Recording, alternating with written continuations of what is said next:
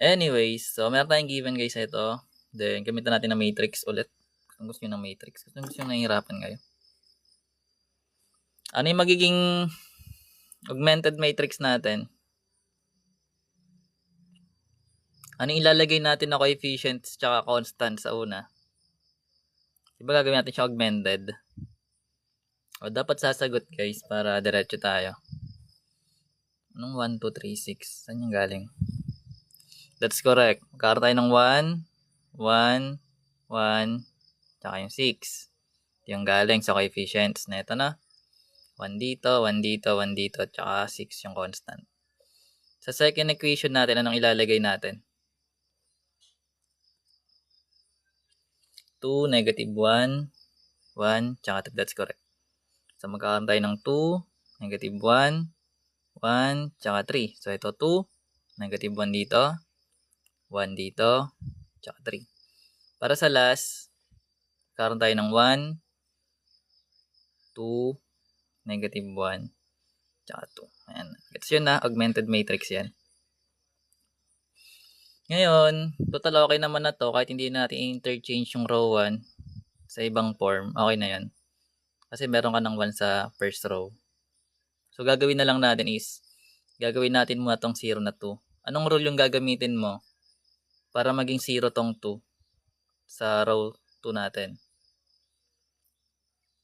Anong rule yung gagawin? Kailangan natin to maging 0 eh. Gamitin mo yung ibang rows para ano. Negative 2R1 minus R1. So, pag ginawa natin yun, hindi siya minus dapat. Pero pwede natin gamitin guys is negative 2R1 plus row 2. Diba? Kasi yung multiply natin nito, negative 2 times 1 is magiging negative 2. Plus yung 2 natin, magiging 0 siya. So, kapag ginawa natin yun, kakopy lang muna natin yung first row. So, meron tayong 1, 1, 1, tsaka 6. So, ito guys, gagamitan natin ng rule. Ito magiging 0 na, diba? Kasi negative 2 times yung 1 natin, magiging negative 2. Plus yung row 2 natin na 2, magiging 0 siya. Ngayon, ito, anong ilalagay natin dito na part? So, anong ilalagay natin dito? Gagamitan mo siya ng rule. So, negative 2 times yung R1 natin na 1 plus negative 1. Anong magiging sagot natin dito?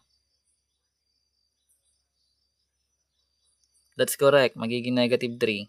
At least nagkakaintindihan tayo sa integers, no? Ayun kasi importante dito eh. Tama yan, negative 3. So, sa case na to sa kabila, ano naman ilalagay natin dito? Gamitan mo ng rule. So, meron tayong negative 2 times yung 1 plus yung 1. That is negative 1. That's correct. Then, para sa constant natin, so, meron tayong negative 2 times yung 6. Then, plus 3. Karoon tayo ng negative 9. Kasi negative 2 times 6 is negative 12. Plus yung 3 natin, magiging negative 9. Tapos nakakaintindihan. Then, kakopy lang natin yung row 3. So, magkakaroon tayo ng 1, 2, negative 1. Tsaka yung 2 natin. So, ngayon, meron na tayo ditong negative 3. Gagawin natin to ngayong 1. No? Paano mo to gagawing positive 1? Yung negative 3 natin dito. Anong rule yung gagamitin mo para maging maging positive 1 siya? Tandaan na pwede kang mag-times, mag-divide, mag-minus, mag-plus yung operation na as long as magiging 1 siya. Hindi na, ang gagamitin mo na lang yung sa taas niyang number na 1 para hindi mabagoy ulit yung tong part na to. Kasi di ba gagalawin natin na row 2. So, para maging 1 to, pwede natin gawin is mag-multiply tayo ng 1/3 na negative sa row 2 natin. Diba? So, pag nag-multiply tayo ng negative 1/3 sa row 2, which is 0 yon, magiging 0 pa rin siya. Kasi ito magbabago, tsaka ito. Yung ibang rows, hindi siya magagalaw. So, in this case, kakopy lang natin yung 1, 1, 1, tsaka yung 6. Pero ito magbabago. So, pag multiply nga natin to dito sa row 2 natin, magiging 0 siya, di ba? So, ngayon ito, sabi natin, negative times negative is positive.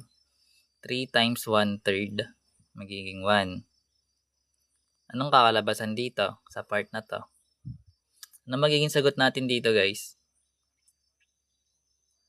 Kung meron kang negative 1/3 times R2, which is ito yung R2 natin, yung negative 1.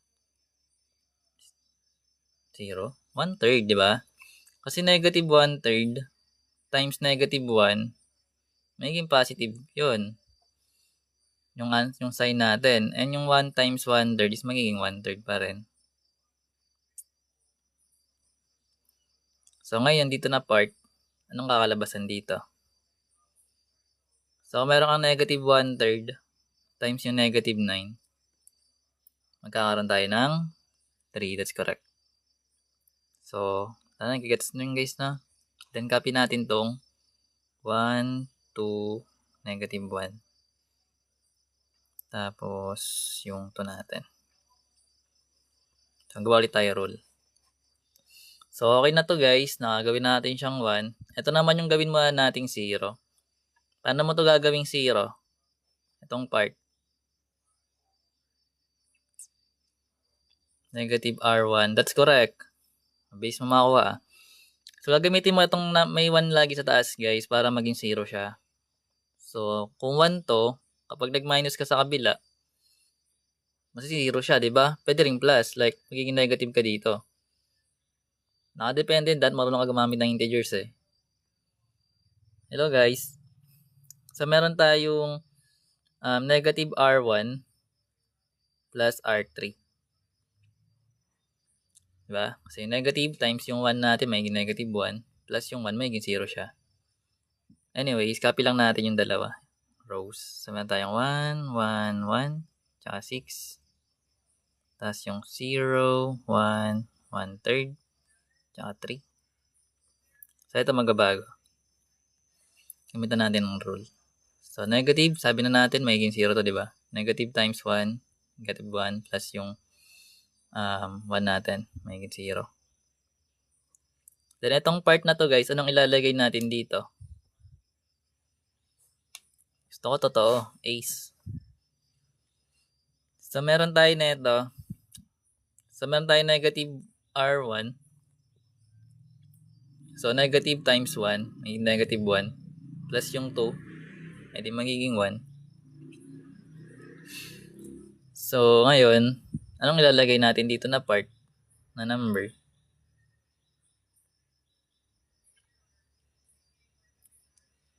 Yes. So, meron tayong negative R1 times yung 1 natin magiging negative 1 yun, di ba? Tapos, plus negative 1. E di magiging negative 2 dapat. Then, tayo sa kabila. Anong magiging sagot natin dito? Kung meron tayong negative times yung R1 natin, then plus yung 2. That is negative 4. That's correct. So, ito na guys na. So, copy lang natin para hindi malito. Para di tayo pabalik-balik dun. So, meron tayong nakuwang 1, 1, 1, tsaka 6. Tapos, 0, 1, 1/3, tsaka 3. And 0, 1, negative 2, tsaka negative 4. Yan. Sundan ba?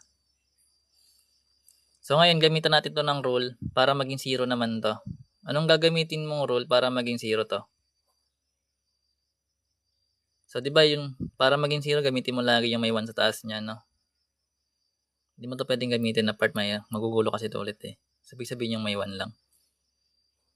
So, magkakaroon tayo ng negative R2 yung row 2 natin, plus yung row 3. Para maging 0 siya. Kasi negative 1 plus 1, magiging 0. So, ibig sabihin, kakopy lang natin tong dalawang row ulit na nauna. So, magkakaroon tayo ng 1, 1, 1, tsaka 6. Tapos, 0, 1, 1/3, tsaka 3. Then, magbabago na yung part na ito. So, meron tayong negative times yung R2 natin. 0 yon. So, maging 0 pa rin plus 0, magiging 0 ulit to. So, hindi magagalaw. Ito naman, negative times yung 1, magiging negative 1. Plus yung 1, magiging 0. Then, pagdating dito guys, anong magiging sagot dito? Kung meron kang negative times yung R2 mo na 1/3, plus yung negative 2, anong magiging sagot?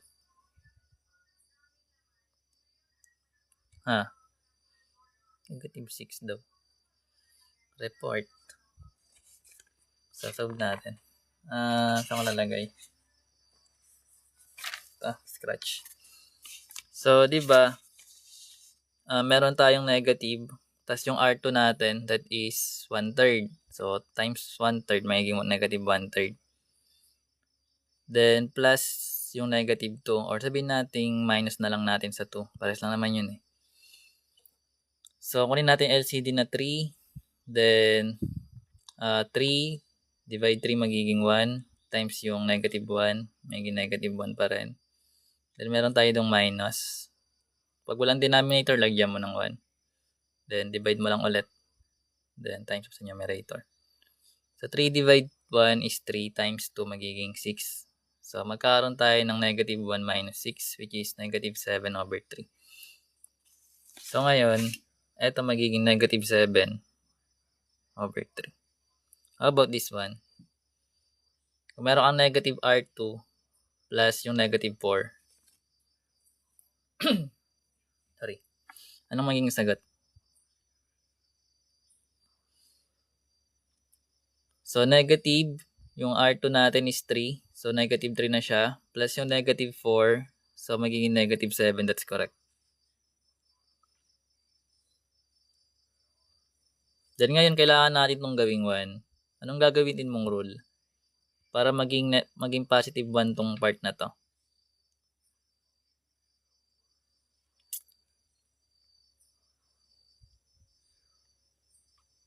Hindi ko alam. So, para maging positive yan guys, so kailangan mo siya i-multiply sa negative, then reciprocal nito, di ba? So, yung 7 over 3 natin, reciprocal niya is 3 over 7. So, para maintindihan,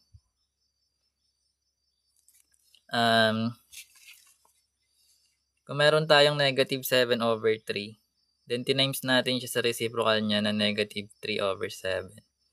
So, magiging negative times negative, so magiging positive na siya. Then, ito pwede mo to simplify. So, pag dinirect multiply mo sila, magiging 1 na siya. Anyways, basta ganun siya ginagawa. Pag kailangan magawing 1, yung dulo, reciprocal mo lang. So, kakopy lang natin tong first 2 rows. So, magkakaroon tayo ng 1, 1, tsaka 1, tsaka 6. Then, 0, 1, 1/3, tsaka 3. Then, itong part na to, syempre, mamultiply natin siya sa negative 3 over 7. So, pag nagmultiply tayo sa 0, magiging 0 yan, di ba?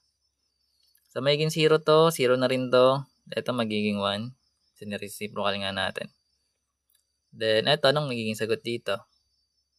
Kung meron kang negative 7 times negative 3 over 7.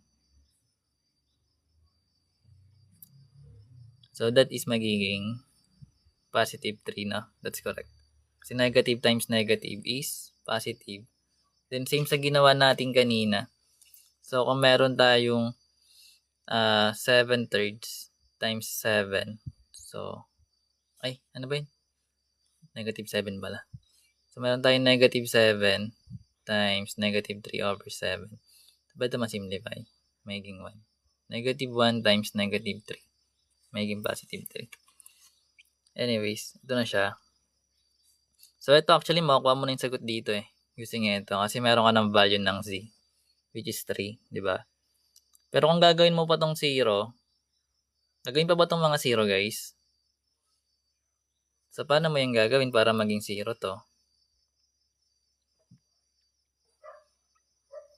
O, anong gagamitin mong rule para maging 0 naman to? So, gamitin mo tong 1 na sa baba.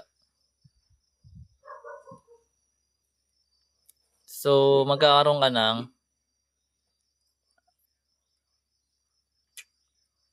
anong rule yung gagamitin mo para maging 0 to?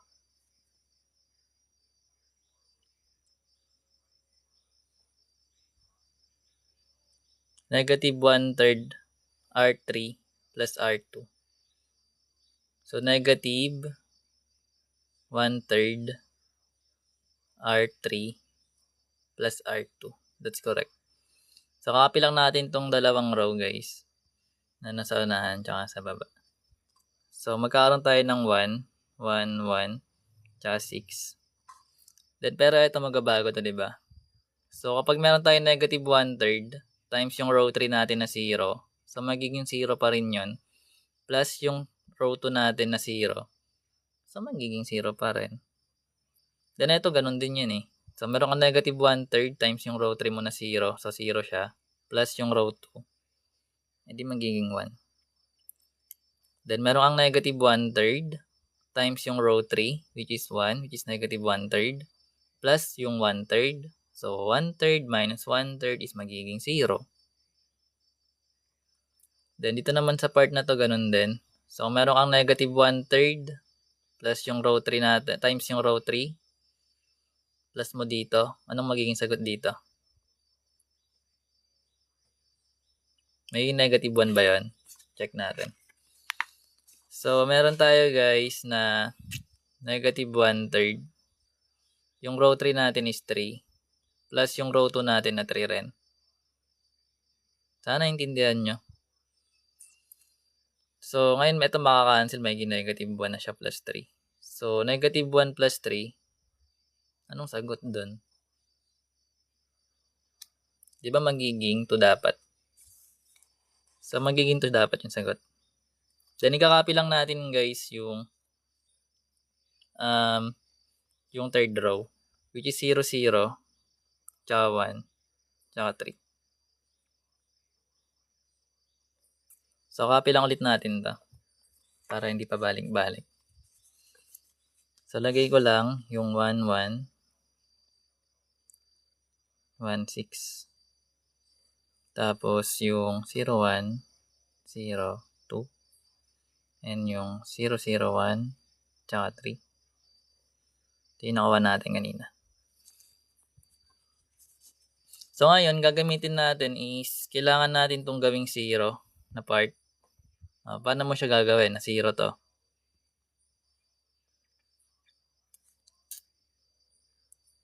Anong rule gagamitin mo para maging 0? So,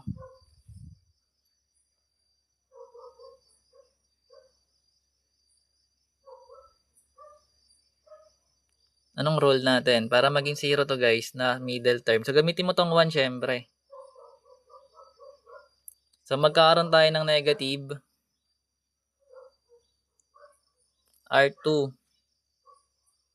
plus R1. Diba? R2 minus R1. Pwede rin yun, guys. Pero pwede rin yung negative R2. Mas maganda kasi negative ko to eh, na part para mabago agad. Pero depende pa rin kung paano mo siya ilalagay, no? Basta naiintindihan nyo yung ginagawa nyo.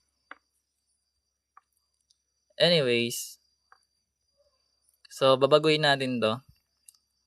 So meron kang negative R2, which is 0 siya, plus yung R1 mo na 1, so magiging 1 pa rin. Then dito na magiging sagot. So yung negative R2 natin, which is 1, magiging negative 1 siya, plus yung 1 mo, magiging 0 na, no? That's correct. Then dito na part, anong magiging sagot natin dito? Kung meron kang negative R2 plus yung R1. That's correct, 1. So negative times yung 0 mo, 0 siya, plus yung 1. So 1 pa rin. How about dito guys? So, kung meron tayong negative R2, ito yun, plus yung R1, 4 ba? So, negative times yung R2 which is negative 2, plus yung 6, that is 4. That's correct. Then, kakopy lang natin yung 0, 1, 0, tsaka 2. Pati yung 0, 0, 1, tsaka 3 natin. So, ngayon, isa na lang kailangan natin gawin is eto, gawin nating 0. So, anong gagamitin nating rule para maging 0 to guys? Yung 1 natin. So, syempre, gagamitin mo yung 1 na nakapanday doon para hindi ka mahirapan. So, kung positive 1 to, kailangan natin ng negative para makancel yun, di ba? So, magkakaroon tayo ng negative R3 kasi nasa row 3 to eh. Then, plus yung row 1. So, in this case, magbabago na yung lahat. So, ito, ganun pa rin siya. 0 naman to eh. 0 plus 1 is 1. Then, 0 plus 0 magiging 0. Then, negative 1 plus 1 is magiging 0. How about yung dito na constant? Anong ilalagay mo dito? That is 1, that's correct. Kasi kung meron kang negative, times yung 3 natin, that is negative 3, plus yung 4, so magiging 1. And di natapos na natin guys, so lakapin na lang natin yung iba. E di may sagot na tayo. So in this case, sabi natin kapag meron ka ng ganito, yung diagonal niya kasi yun yung sagot dito sa constant eh. Kasi di ba ang matrix meron siyang x, y, and z natin na variable, tsaka yung constant natin. So kapag nakatutok niya sa 1, sabihin yung value ng z natin 1 na. Yung value ng y natin is 2 na. Then yung value ng x is 1. So in this case, magkakaroon tayo ng solution na 1 yung x, yung y natin is 2, then yung z natin is 3. Yun siya ginagawa. Pero syempre, check natin siya para ma-sure natin kung tama. Copy ko lang yung given. Wait lang ha. So, meron daw x checking. Merong x plus y plus z. X plus y plus z equals, ano ba yung given ko? 6. Tapos, yung value ng x and y yung z natin, di ba? Yung x natin, ano yun? 1, 2, 3, yan. Meron tayong 1 sa x, meron tayong 2 sa y, then 3 sa z. Yan. Yun. Ay, thank you po Sir Rose, Librong James. Yan. So, check natin. Sa plug lang. So, meron tayong 1 sa x, plus yung 2 natin sa y, 3 natin sa z. So, dapat 6 siya. So, which means 6 equals 6. So, tama sa equation 1. Pero dapat sa lahat ng equation tama. So, yung equation 2 guys, nakalagay is 2x minus y plus z equals 3. So, pa-plug lang natin to. 1, 2, 3 natin. So, kapag may mga variables, plug mo lang siya sa parenthesis para hindi ka malito.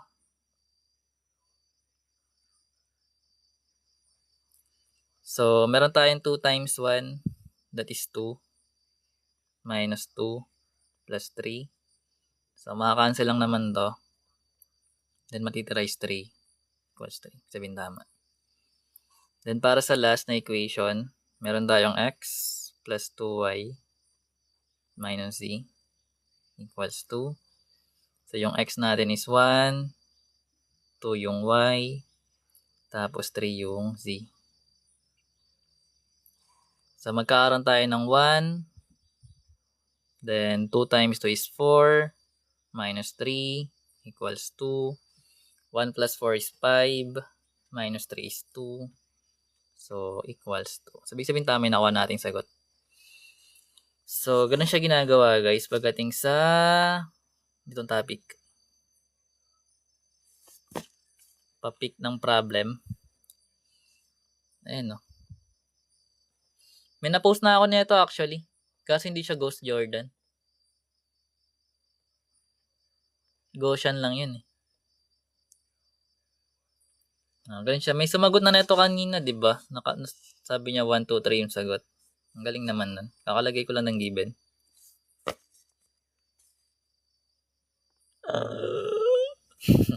Isa pa. Pero dito guys, may mga bids dito niyan. I guess sa YT. Pero may nilagay ako doon matrix eh. Check nyo na lang yung page pag may time kayo. Sa cycle, pwede to sa cycle eh. Dahil marunong ka gumamit ng cycle mo. Gagamit ka ng determinants, pero hindi mo siya gagamitin as system of equation. Matrix gagamitin mo dyan pag kagawa ka na ito. Diba? Kukuha ka ng determinants. Pagkakaalala ko, ganun siya ginagawa.